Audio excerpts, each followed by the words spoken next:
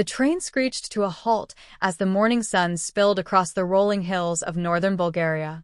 The air was crisp, scented with pine and the faint smoke of distant chimneys. A young man stepped off the carriage, his boots landing firmly on the stone platform. His name was Nikolai Petrov, a historian from Sofia, who had come to Veliko Tarnovo to investigate ancient manuscripts rumored to be hidden in a forgotten monastery above the Yentra River. Nikolai adjusted the strap of his leather satchel, heavy with notebooks and tools. Around him, the city stirred awake. Cobblestone streets wound their way between terracotta roofs, while the old fortress of Tsarovets loomed over the town, watching silently as it had for centuries. As he walked through the marketplace, the chatter of vendors and the smell of freshly baked banitsa filled the air. An elderly woman selling herbs caught his gaze. Her name was Baba Stoyanka, known by the townsfolk for her uncanny knowledge of both medicine and old legends. She beckoned him closer, with a crooked finger. "You seek what should not be found," she whispered, her eyes gleaming like flint. "The monastery hides more than ink on parchment. Beware the silence of the stones." Nikolai frowned, his curiosity burning hotter than his caution.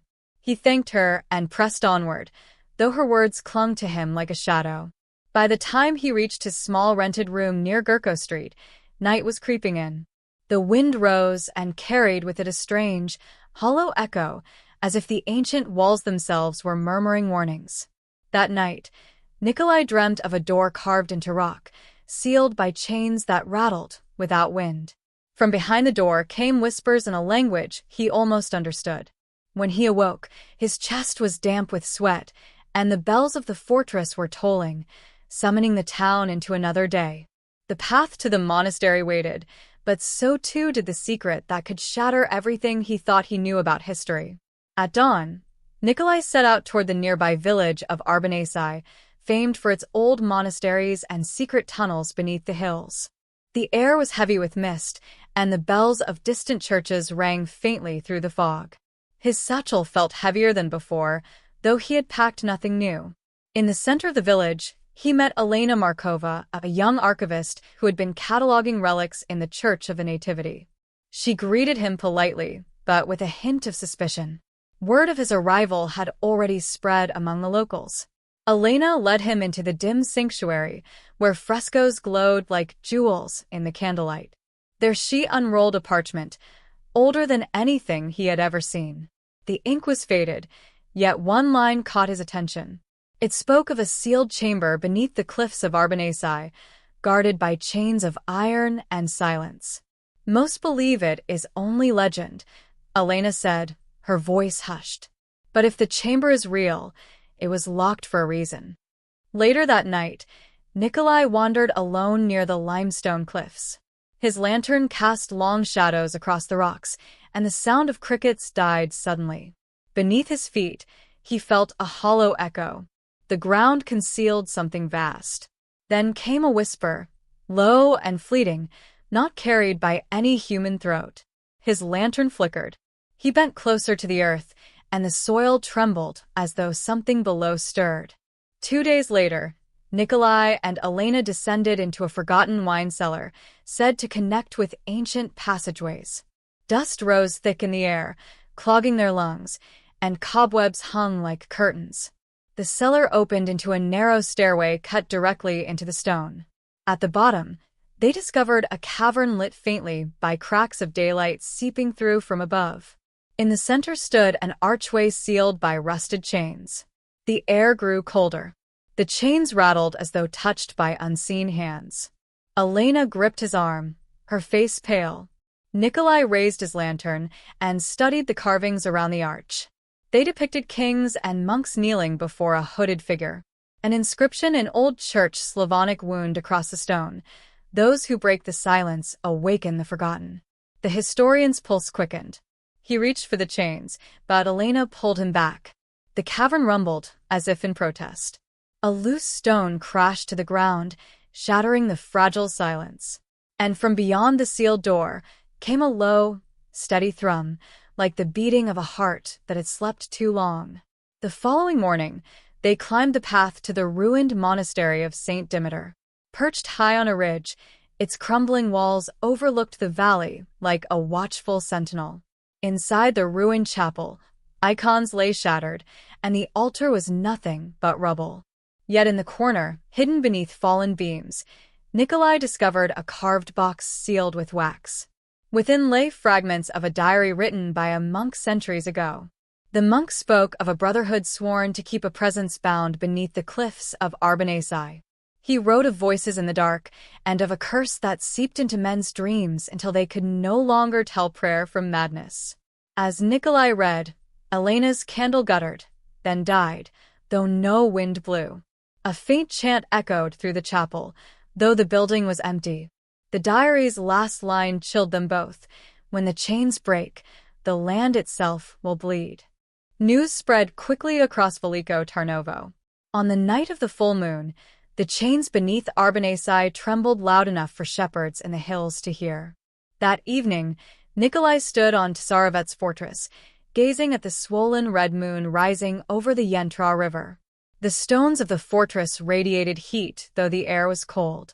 He felt the same pulse as in the cavern, only stronger now, as though the entire valley resonated with it. Elena joined him, her face drawn.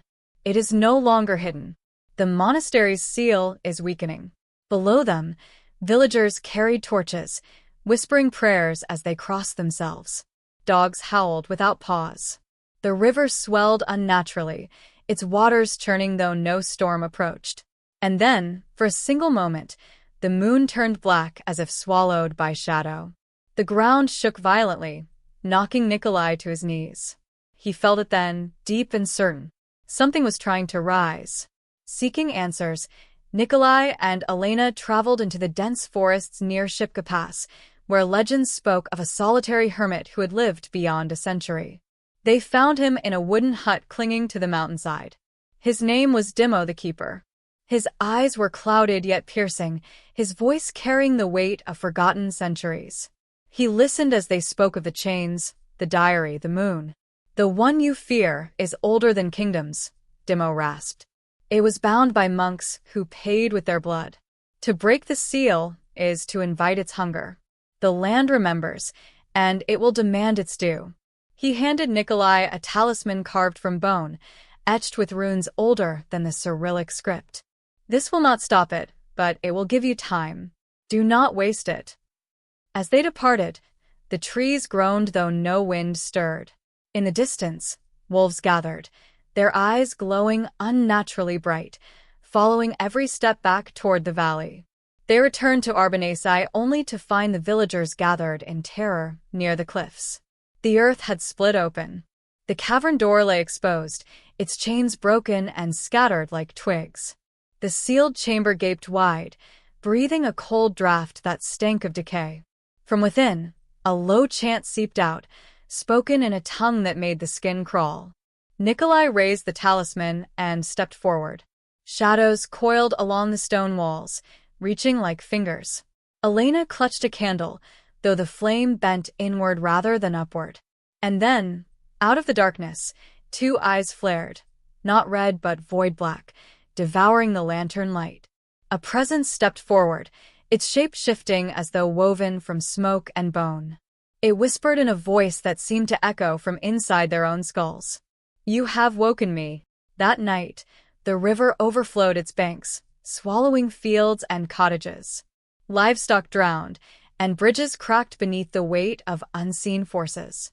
Nikolai and Elena fled to Veliko Tarnovo, only to find the fortress bells ringing madly, though no hand pulled their ropes. The city's ancient walls bled dark streaks, as though the stone itself were weeping. The presence followed, whispering through the streets, bending shadows into monstrous forms. Villagers collapsed where they stood, their minds broken by visions only they could see. On Gurko Street, Elena fell to her knees, clutching her head. "It speaks inside me," she gasped. "It promises an end to suffering, if I let it in." Nikolai dragged her away, the talisman burning hot in his hand. Yet he felt it weakening, its power bleeding away as the curse spread wider. The Yentra no longer sang as a river. It roared like a beast unchained. The diary fragments spoke of one final rite. It had to be performed within Tsarevet's fortress, where the old kings once ruled, and where the monks had first bound the darkness. Nikolai and Elena gathered the necessary relics, fragments of icons, a vial of consecrated oil, and the burning talisman. Together they climbed the fortress hill as the city writhed below. Inside the ruined cathedral, the floor was split, revealing black void beneath. From that abyss, the presence rose, towering now, its voice a chorus of despair. The rite began with chants Nikolai had memorized, each word a struggle to speak. The darkness lashed against the walls, shattering stone, twisting air. Elena joined her voice with his, though her strength faltered with every verse. The candles blew out, leaving only the glow of the talisman. The fortress groaned as if it too might collapse into the abyss. And then came silence. The presence paused, as if listening. The final words of the rite echoed across the fortress. The talisman cracked, glowing brighter than fire, then shattered into dust. The presence shrieked, its form unraveled into ribbons of darkness torn apart by invisible chains.